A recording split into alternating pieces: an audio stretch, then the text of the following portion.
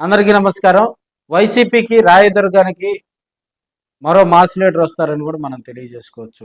ఆయన 2024 ఎన్నికల్లో రాయదుర్గం సీటు కేటాయించకపోవడంతో కూడా ఆయన జగన్మోహన్ రెడ్డి గారి ఇంటి దగ్గరికి వెళ్ళి కూడా ఆయన దండం పెట్టి నీకు దండం స్వామి అని చెప్పి కూడా ఆయన బీజేపీ పార్టీలో కూడా చేరటం జరిగింది.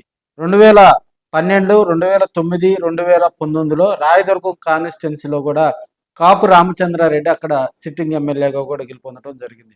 అదే 2019లో జగన్మోహన్ రెడ్డి గారి టైంలో కూడా వైసీపీ గవర్నమెంట్ రావటం, ఆయనకు వైసీపీ పార్టీలో అదే విధంగా ప్రభుత్వంలో కీలక పదవులు ఇవ్వటంలో కూడా జగన్మోహన్ రెడ్డి ఓ అడుగు ముందేశాడని కూడా తెలియజేసుకోవచ్చు.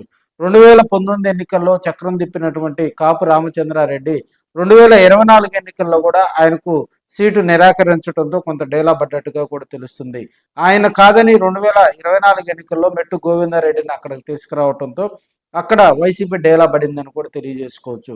2024 ఎన్నికల్లో ఆయన కాపు రామచంద్రారెడ్డి యూటర్న్ రాజకీయాలు తీసుకొని బీజేపీ పార్టీలో కూడా చేరటం జరిగింది. సంవత్సరానికి ఆయన బీజేపీకి కూడా దూరంగా ఉండే అక్కడ నాయకుల పనితీరు అదేవిధంగా వాళ్ళ యాటిట్యూడ్ నచ్చక కూడా వెనక్కి వచ్చినట్టుగా కూడా సమాచారం తెలుస్తూ ఉంది. గాలి జనార్దన్ రెడ్డి తోటి కూడా కాపు రామచంద్రారెడ్డి కుటుంబానికి మంచి సంబంధాలు ఉన్నాయి. ఇప్పుడున్న పరిస్థితుల్లో బళ్ళారిలో రామచంద్రారెడ్డికి వ్యాపారాలు కూడా ఉన్నాయని కూడా మనం తెలియజేసుకోవచ్చు. అలాంటి మాస్ లీడరు, ఎందుకంటే రాయదుర్గం కాన్స్టిట్యున్సీలో వైసీపీ మళ్ళీ పుంజుకోవాలంటే ఒక మంచి మాస్ లీడర్ కావాలి. కొత్తగా లీడర్ని తీసుకొచ్చి పెడితే అక్కడ ఉన్నటువంటి క్యాడర్ కొంత డిస్టర్బ్ అయ్యే పరిస్థితులు వస్తాయి.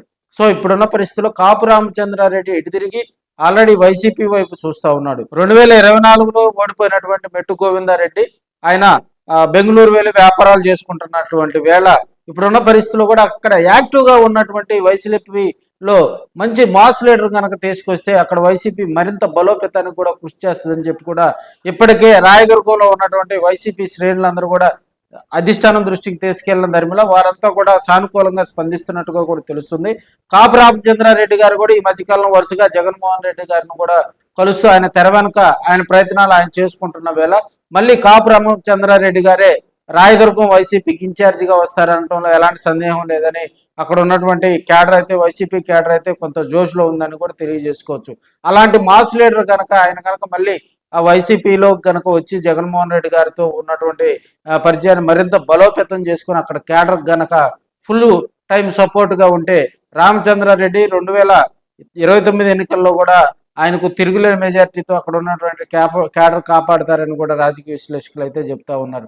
మరి కొన్ని రోజుల్లో కాపు రామచంద్రారెడ్డికి గ్రాండ్ వెల్కమ్ పలకనున్నట్టుగా కూడా తెలుస్తా ఉంది.